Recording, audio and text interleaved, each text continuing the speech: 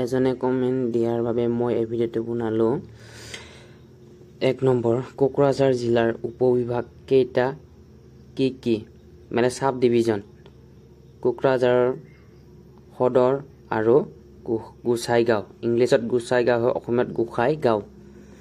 মই যিখিনি কৈ যাম সেইখিনি তোমালোকে মনত ৰাখি যাবা ভাইভাত মুঠতে 5টা বা 4টাৰ ভিতৰত প্ৰশ্ন সুধিব সেইকেইটাৰ ভিতৰতে আৰু তাৰ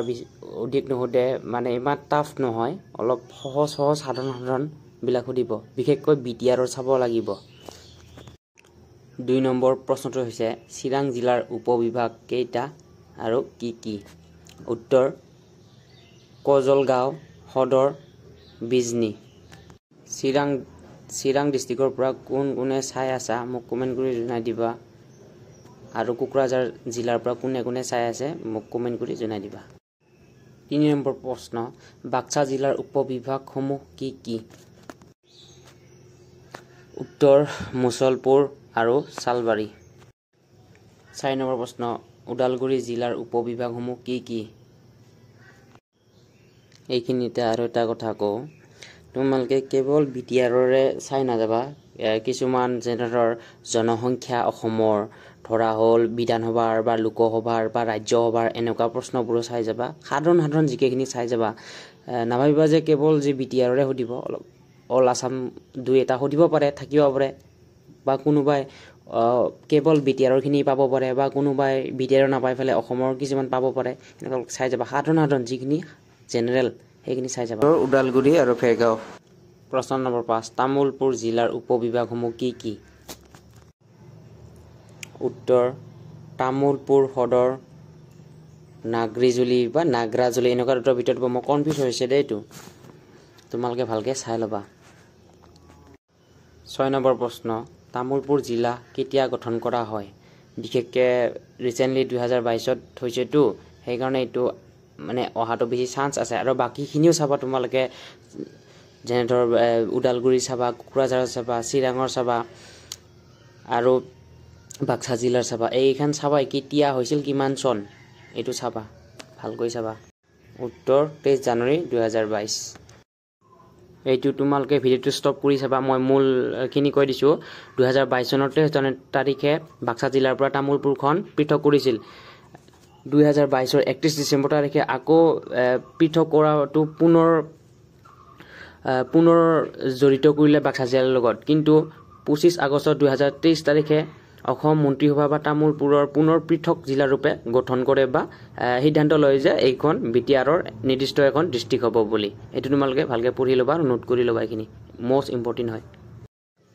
7 নম্বৰ প্ৰশ্ন তামুলপুৰ জিলা পূৰ্বে কোন জিলাৰ অংশ আছিল উত্তৰ বাক্সা জিলাৰ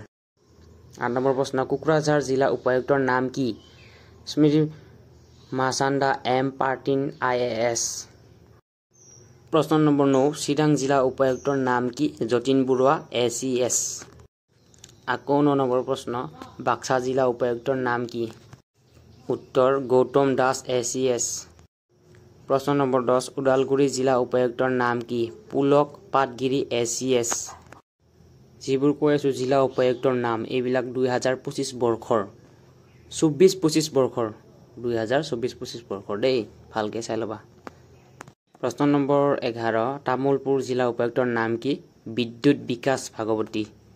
ACS প্ৰশ্ন নম্বৰ 12 বডোলেণ্ড টেৰিটৰিয়েল ৰিজিয়ন মুখ্য কাৰ্যালয় ক'ত অৱস্থিত উত্তৰ কোকৰাঝাৰ প্ৰশ্ন নম্বৰ 13 কোকৰাঝাৰৰ কিয় বিটিআৰ মুখ্য কাৰ্যালয় হিচাপে বিবেচিত উত্তৰ কোকৰাঝাৰৰ বিটিআৰ প্ৰাচীনতম আৰু প্ৰধান জিলাৰ কাৰণে যত বডোলেণ্ড আন্দোলনৰ মুখ্য কেন্দ্ৰ আছিল কোকৰাঝাৰতে সেই কাৰণে কোকৰাঝাৰ হিচাপে বাছি ললে প্ৰশ্ন নম্বৰ 14 বিটিআৰ চেয়াৰম্যান আৰু CM কি একে ব্যক্তি নে উত্তৰ CM অৰ্থাৎ চিফ এক্সিকিউটিভ মেম্বাৰ বিটিআৰৰ সৰ্বোচ্চ কাৰ্যবাহী আনহাতে চেয়াৰম্যান শব্দটো বিশেষভাৱে BTC সভাৰ অধ্যক্ষ বুজাব পাৰে কিন্তু সাধাৰণতে CM কে বিটিআৰ চেয়াৰম্যান বোলা হয় প্ৰশ্ন নম্বৰ 15 বিটিআৰ মুখ্য কাৰ্যবাহী সদস্য পদত প্ৰমোদ বড়ো কেতিয়া মানে বহে মানে বহাল হয় এটো ভুল হৈছে মই টাইপিং মানে কেতিয়াৰ পৰা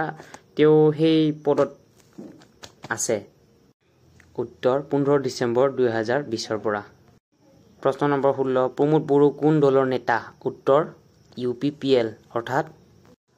ইউনাইটেড পিপল পাৰ্টি লিবাৰেল। আৰু এজনে কমেন্ট কৰিছিল মানে ভাইভাৰ লেংগুৱেজটো অসমীয়াত নে ইংলিছত হ'ব? এইটো সম্পূৰ্ণ অসমীয়াত হ'ব। 2 to 5% মান আছে চান্স, কিন্তু ইংলিছত হ'ব, হ'লেও অসমীয়াত বেছিখিনি চান্স আছে। আৰু যদি কিবা সুধিব লগা আছে কমেন্ট কৰি জনাই দিবা। ভাল পালে লাইক কৰিব। ধন্যবাদ।